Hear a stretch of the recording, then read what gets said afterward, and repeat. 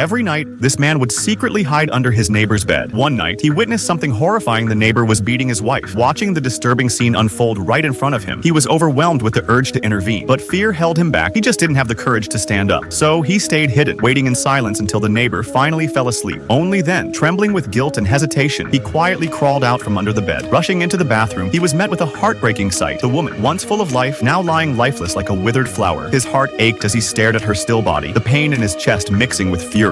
He hated the neighbor more than ever, unable to comprehend how someone could be so cruel to their own wife. But the next morning, something unexpected happened. The woman, whom he believed was dead, slowly opened her eyes. Despite the pain coursing through her body, she found herself no longer in the bathroom, but in the living room, with a blanket wrapped gently around her. Surprisingly, she wasn't alarmed. She had sensed for a while that someone had been secretly watching over her. The same person must have moved her and covered her out of concern. Tears streamed down her face, not from fear, but from the kindness she'd received. A kindness so starkly different from the cold indifference of her own husband. Her husband never cared for her. Instead, he constantly blamed and belittled her. Thinking about this filled her heart with pain and sorrow. At one point, she turned toward the room and cried out, "Help me! Please come here now!" But even after hearing her plea, the man remained silent, pretending he hadn't heard. Her heart sank in disappointment. Yet she didn't blame him. She understood that he was just a stranger with no real obligation to help. Then, one day, she received a call from her mother. Her father was seriously ill and might not make it. She begged her husband to let her go home just for a day, but he coldly refused, heartlessly asking, "If you don't go, how will you die?" That moment broke her completely. The next day, while her husband was at work, she made a bold choice. She quickly packed her bags, took her child, and tried to sneak back to her hometown. But halfway there, her husband caught up with her. He had secretly placed a tracker on her phone. She was dragged back home, and what awaited her after that was nothing short